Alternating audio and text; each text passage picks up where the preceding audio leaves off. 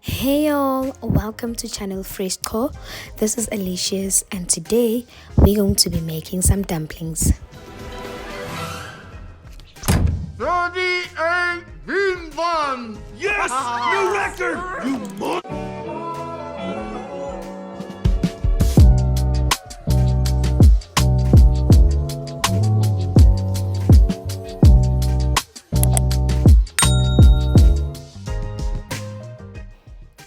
Alright, so we're going to start off our recipe by sifting in some flour. As you can see, I decided to use 4 cups.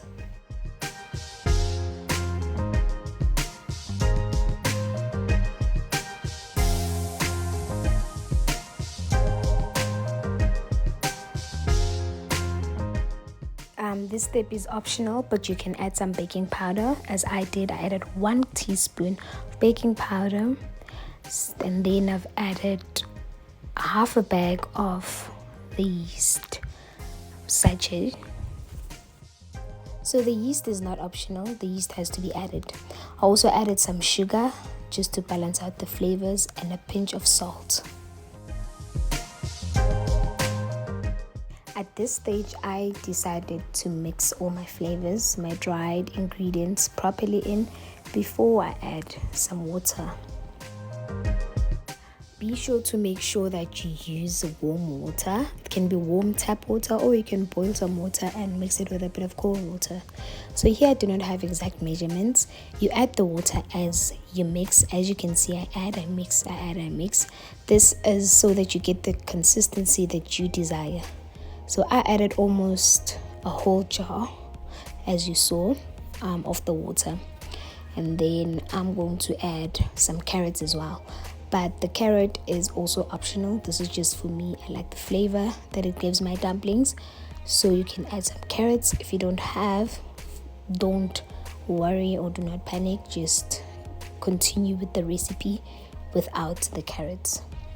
And also at this stage, this is where you can use your creativity. If there's anything else you'd like to add, this is the stage where you can actually do that. Some people add sweet corn, the canned sweet corn without the liquid.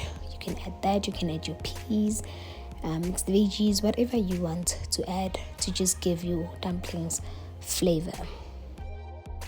I also decided to add about a teaspoon of olive oil. This is just to help me mix my dough. As you can see now, I'm adding it, or let me say I'm mixing it with my hands to just make sure that everything is properly mixed up. Then I transfer everything into a separate bowl that is properly greased with oil or grease spray or butter. And then I will cover it with some foil, or if you've got a big enough cloth, you can cover it with a cloth, or you can put it in a container that actually has a lid. And then you put it outside where there's enough sunlight, or if your house has enough sunlight, you can just place it in an area where it will get enough sun so that it can rise twice its size.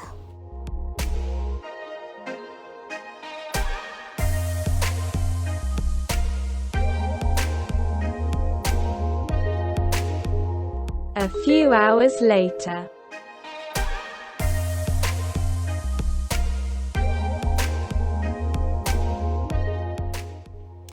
And now I just applied some olive oil on my hands just to ensure that the mixture doesn't stick too much to my hands, and I mix it again properly.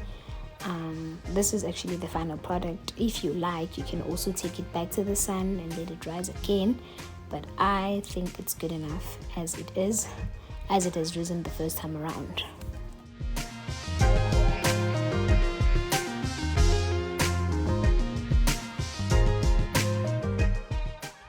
So I've decided to use a baking tray and muffin tray, but at this stage you can use a pot as well, a big pot, but make sure that you use cold water and you grease your containers in which you will put your dumpling in.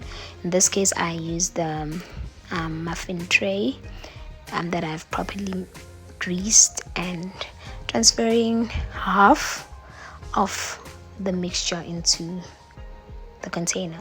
So if you're using a cup, make sure that your dumpling dough fills up the cup halfway. Do not fill it up till the top. And remember, use cold water.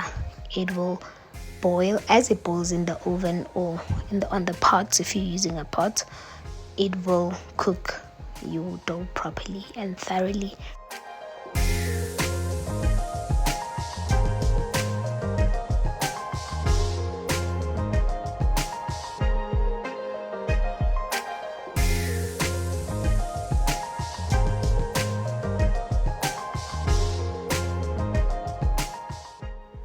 Now let your dumplings cook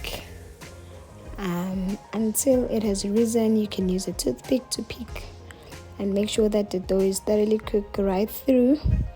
But usually it will take 45 minutes to actually cook through. And that is it. These are your nice, lovely dumplings. Do enjoy, and please don't forget to comment, like, and subscribe. See you on my next one. Enjoy. Been fun. Yes! New record! You mon- No problem.